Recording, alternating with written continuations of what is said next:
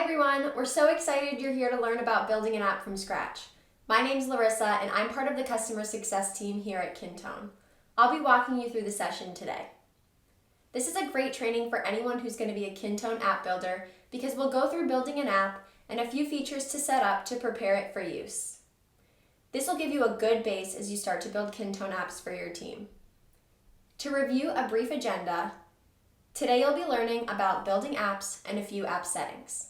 This includes how to create an app from scratch, building the app form, creating list views, creating reports with graphs, restricting access with permissions, and setting up notifications.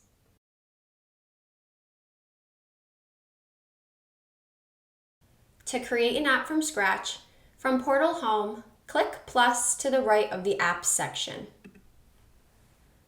From the Marketplace, click Create App from Scratch. You will then be taken to the app settings of your new app. Enter the app name and select the desired app icon. Now you're ready to start building. First, you'll want to determine the data you need to store in the app. Today we'll create a very simple to-do app. For this, I'll want the following details: a title or overview of the task, a status of completion, the date it needs to be completed by, who the task should be assigned to, full details of the task, and attachments if there are documents involved. Now that we've identified the data we need to store, we can decide on the field type for each and start to build out the form. On the left, you'll see a list of fields. Fields are what make up your app form and are what you enter your data into. There are many different field types to choose from. Once you know the field types you need to build your app, you can start to drag and drop them from the left over to the right to start building your form. As you add more fields, you can move them vertically and horizontally to change the desired order and structure. Each field has its own settings. To access a field's settings, hover over the field's gear wheel and select Settings. From here, you can name your field and set the appropriate criteria based on what you need from the data. Each field type has unique settings depending on what the field is used for, so I recommend testing and exploring the different options. When saved and activated or updated, your app will look exactly as you created on this page. Let's start adding fields based on the data we mentioned needing for the to-do app. Overview of the task. So this is sort of like a title. We just want a quick note on what the task is. We'll choose a single line text field for this since the max character limit is 64 and we just want a short title. I think this is an important field that should always be filled out, so I'm going to make this a required field as well. As I add each field, I'm going to think about how I want them structured on the form and adjust the sizing as we go. Status of completion. So right off the bat, you'll see 4 choices where you can set preset options for users to select from: drop down, multi-choice, radio button, and checkbox. We'll immediately remove multi-choice and checkbox from our choices since a task can only be in a single status at a time, and those options allow you to choose multiple options. Now we're left with drop down and radio button. In this case, you can choose off of preference. Drop down allows for a collapsed input screen where radio buttons display all options. If there are many options to choose from, a drop-down will hide them and make it easier on the eyes when filling out. For this case, I'm going to pick drop-down since I want to hide my other options. Once I add in my status options, I'm going to select Not Started as my default field since that's the first step. All new records will auto-select Not Started. I'm also going to make this a required field. the date it needs to be completed by. For due date, I really just want a spot to note when the task needs to be completed by, so I'll choose a date field.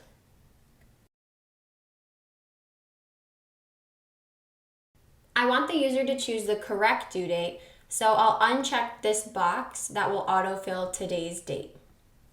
And then we'll also go ahead and make this required.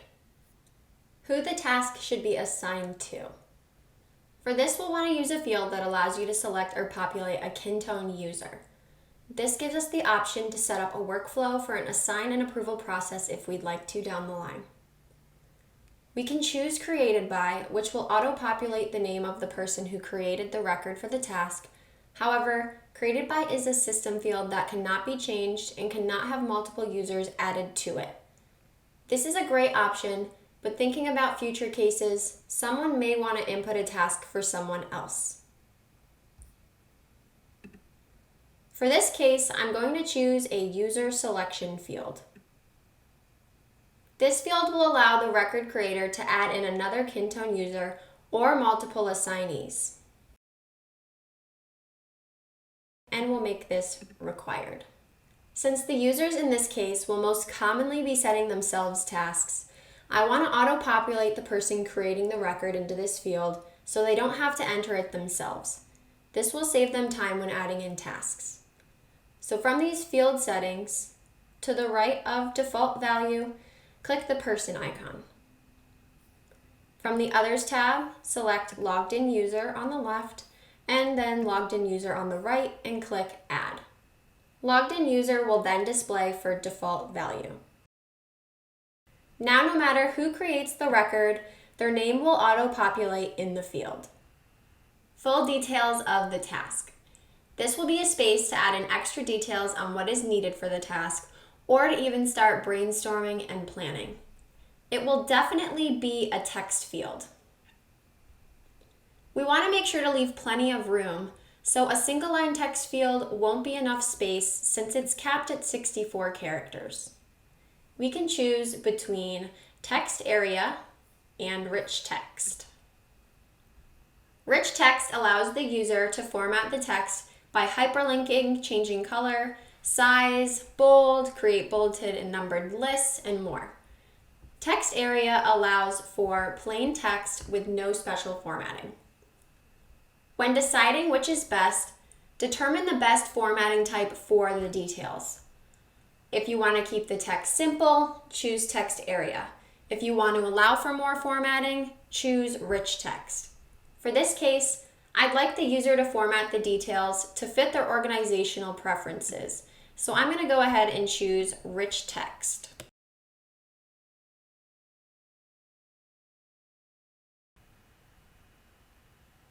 Attachments if there are documents involved.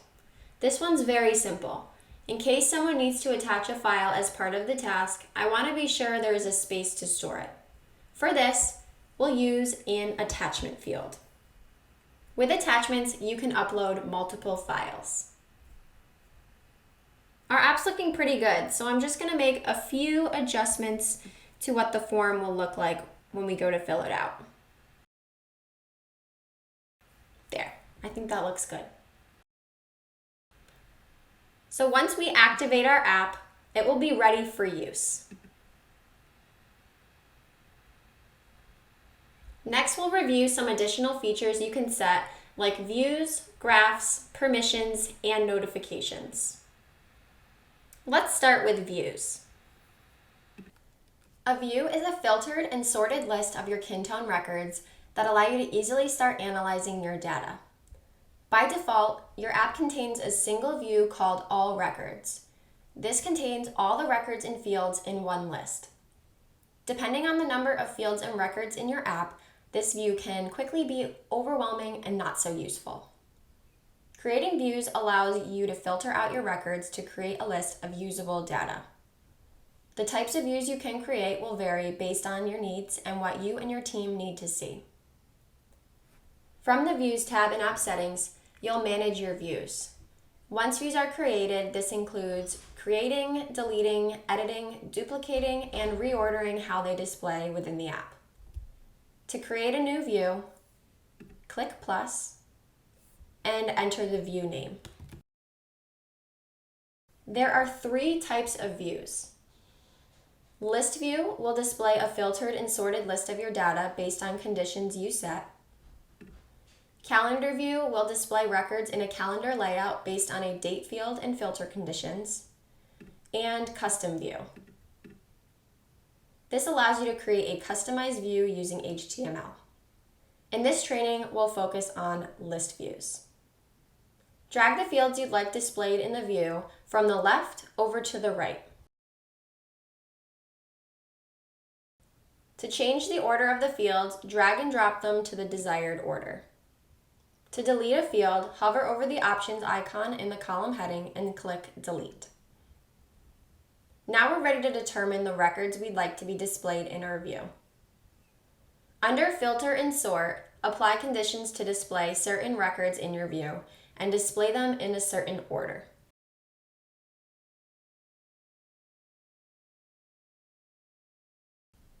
In this example, we've created a view for all of our users with access to this app called My Open Tasks. Records will display in this view when the assignee is the logged in user and the status does not equal to complete. This means the person looking at the view will be able to see the records with tasks that are not complete. We've then decided to sort by the due date so it displays what needs to be completed the soonest. Other ways to filter data for everyday use for this app could be completed tasks, tasks due in the next week, and overdue tasks. The possibilities for views are endless and are key to keeping your team focused on the data they need to prioritize and successfully complete their tasks. Once complete, click Save and Update App. From within an app, your saved views will display in this View drop-down on the left. Just select the view you'd like to review. You can also create new views from within the app by clicking the funnel icon. As someone with app management permission, you'll be able to save the new filter or just apply to view the data. The filter funnel is available to all users with access to the app, but they will only be able to apply the filters and will not be able to save unless they have permission to manage the app settings. If your other users do have a personal view they'd like to see, they can apply their filter and create a bookmark by selecting the star icon, click plus, name, and click OK. Next, let's go back to our app settings and take a look at graphs. Graphs allow you to visually represent and summarize data from within an app. Graphs you create are added to the list of graphs that users can view in the app. Kintone graphs are live and update as the data in the app changes. If you'd like to see a snapshot of data every hour, day, month, or another interval, you can set periodic reports to compare data points at different times. From the Graphs tab in App Settings, you'll manage your graphs. Once graphs are created, this includes creating, deleting, editing, duplicating, and reordering how they display within the app. To create a new graph, click plus. Under Name, we'll name our graph.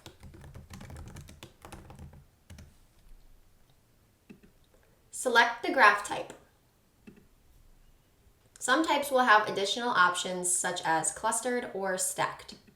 You can find more details on the different chart types in our Kintone Help Center.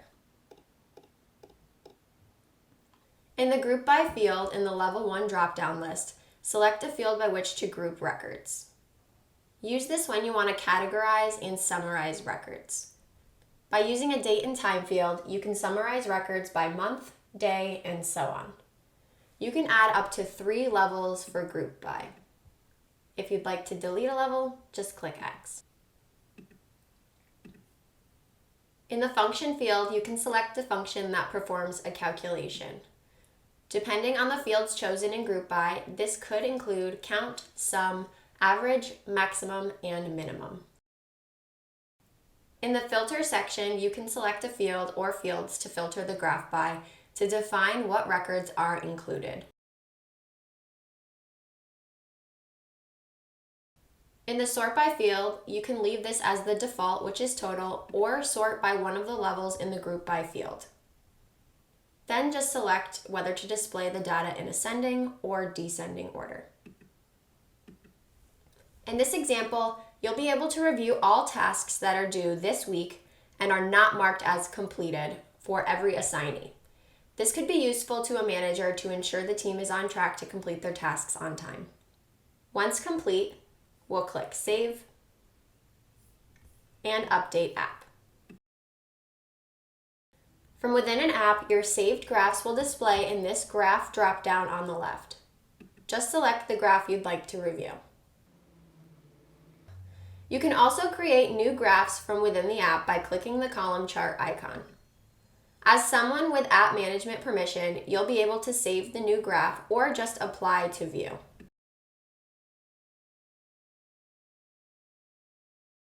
The graph icon is available to all users with access to the app, but they will only be able to create a temporary graph and will not be able to save a graph to the Graphs dropdown unless they have permission to manage in the app settings. If your other users do have a personal graph they'd like to save, they can configure a graph and create a bookmark the same as we did for review. Next, let's go back to our app settings and configure permissions. App permissions are one of the most important steps when creating a new app because it allows you to set who can manage app settings and who can view and interact with specific records and data. Each app has its own permission settings. Under permissions, there are 3 levels we'll review. App level to set permissions for the app as a whole.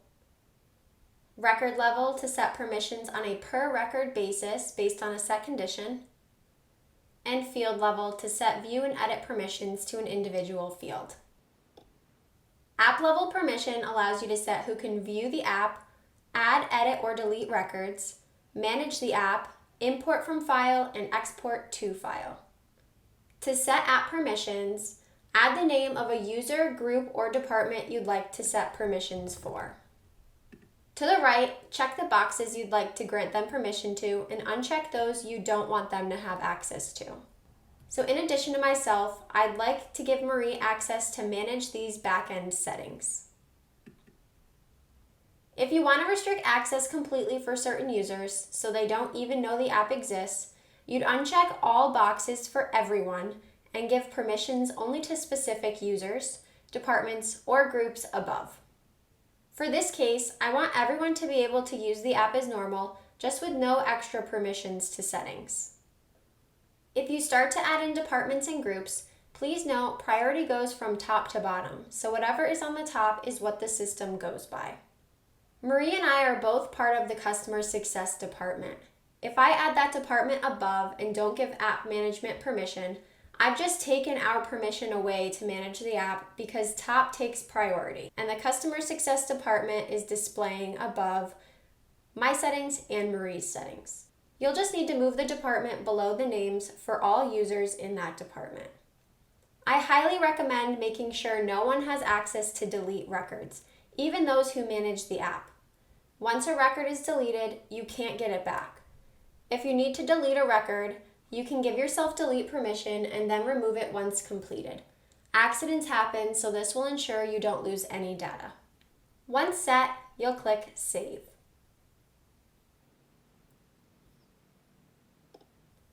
With record level permissions, you can restrict view and edit access to specific records for certain users, groups, or departments based on set conditions.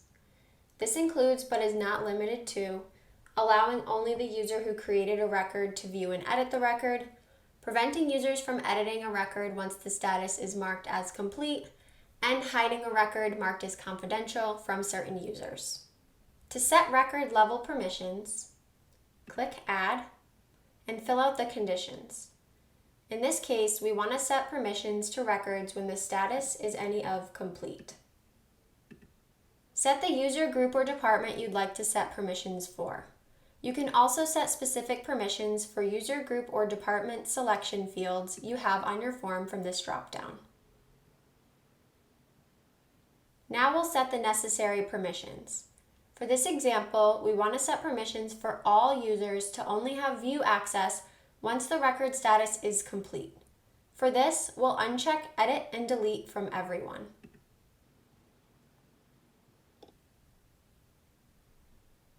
If you have multiple record permissions set, you'll notice you have the ability to drag and drop them in a different order. This is because the order of permissions set matters as well. Top takes priority. Once permissions are all set, click Save. Field permissions allow you to hide or restrict, edit, and view permission on individual fields. This is perfect to limit certain users from being able to edit details or to completely hide any sensitive data. Click Add and select the field you'd like to set permissions for. On the right, enter the user group or department to set permission for view and edit access for the specified field. Check the permission needed. In this example, we only want to allow the person who is marked as the assignee to have permission to edit the status of this record. Once set, click Save.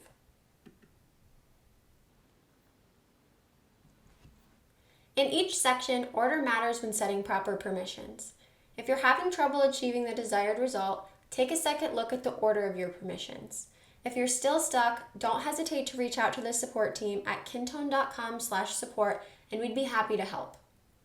Permissions can be a little tricky at first, but once set, they're a powerful feature that is essential to your operations in Kintone. I recommend using a temporary user seat for testing and open it up in a different browser than the one you're setting permissions in. This will allow you to set and test the permissions side by side to ensure you're getting the desired result. Next, we'll head over to notifications. App notifications are an important step to set if you need users to be notified of certain actions in an app or within records. Notifications can be reviewed through the bell icon on the top left. Under notifications, there are 3 types that can be set. General, to set notifications to be sent for actions within an app. Per record, to set notifications when record data meets certain conditions. And reminder, to set notifications based on a date or a date and time field. With general notifications, you can have a notification sent when a record is added, edited, a comment is posted, a status is changed, or when a file is imported. To set general notifications, add the user group or department that you want to be notified, or if there is a field for selection in your app, like our assignee field. You can choose that for who you want the notification to be sent to. Check the boxes for the notifications you want to be sent.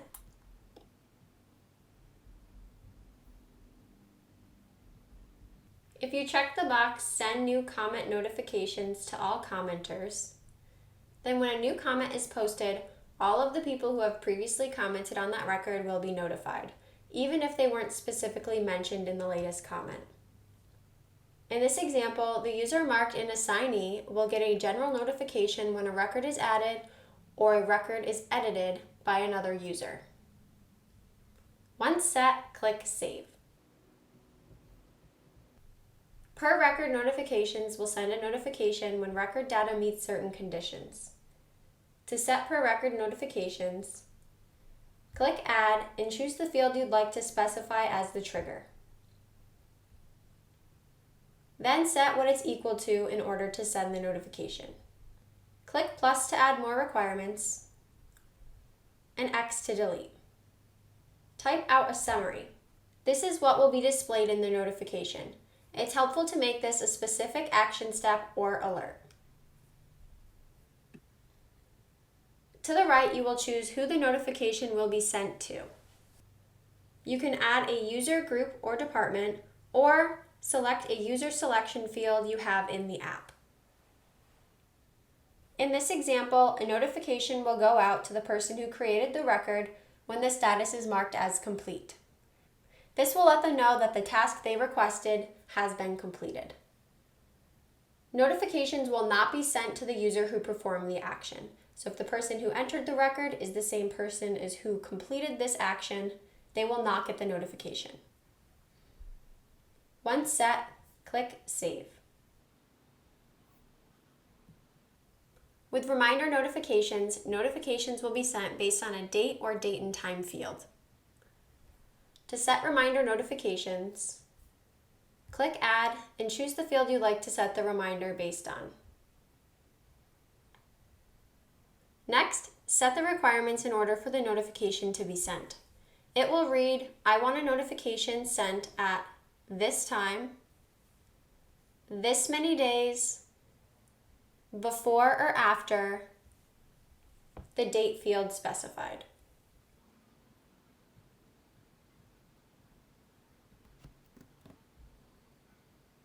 Next, determine if the notification should only be sent when the record meets certain criteria. Select the field and specify the criteria that needs to be met in order for it to send. Type out a summary. This is what will be displayed in the notification.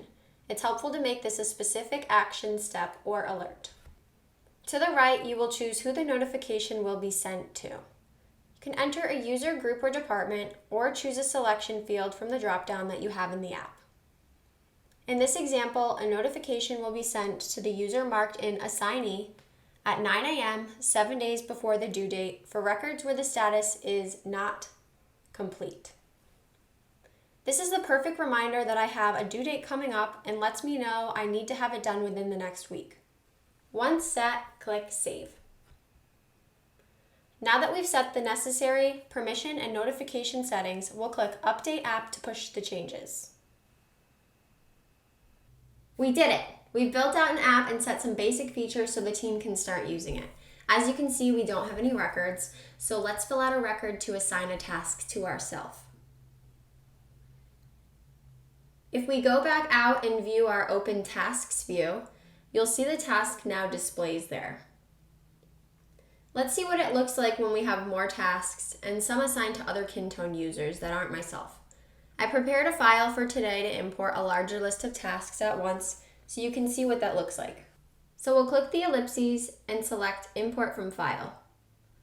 We'll browse for the file, match up the column in the file to the field in Kintone to import to. This all looks good, so let's click Import. So we'll receive this successful ribbon here, and a notification is also sent once the import is completed. So now you can see our My Open Tasks list grew since we added a few more records with tasks for myself. If you remember, this view shows the tasks assigned to the person who is logged in and only if the status is not complete. Let's go ahead and edit one in line to complete. So if we refresh, and you see it's now gone because it is complete and no longer meets those filtering conditions. If we go to the All Records view, you'll see all the records we have in the app now. You can view the whole record form and make edits there as well by clicking this little page icon, or you can just edit in line. So it just depends on what you need to edit and if you need to view the whole form. There are a few records assigned to other users. If we go and try to edit Kevin's record, you'll notice we can't update the status field. This is because we added permissions to only allow the person marked in Assignee the ability to edit the status field. If we click into one of mine, I am able to edit the status. If you notice the pencil grayed out next to this one, it's because we set a permission to not allow records to be edited once the status is marked as complete, and as you see over here, it is complete. Next, let's take a look at the graph we created. So for tasks due this week, it looks like there are no tasks due this week, which is awesome that everyone's ahead of schedule. So let's update our filtering temporarily for this graph and take a look at some with data. So we'll say tasks due next month, and then we'll apply just to view. So this is a great view for managers to get some insight on the number of tasks that their team's working on. Most importantly, we did set up those notifications so users will be notified 7 days before a due date as a quick reminder something needs to be completed soon. So now what we did today is just the beginning. I can make updates to this app at any time in case our process changes, or we want to track more items or receive new notifications. We can also set up process management, which will auto-assign tasks to Kintone users. For more details on process management, I've linked a video below. I hope you enjoyed this walkthrough on creating an app from scratch and took away a few items to set up in your own Kintone domain. We just touched on the basics today, so if you want to take a deeper dive on specific features we've reviewed, please check out our training video library.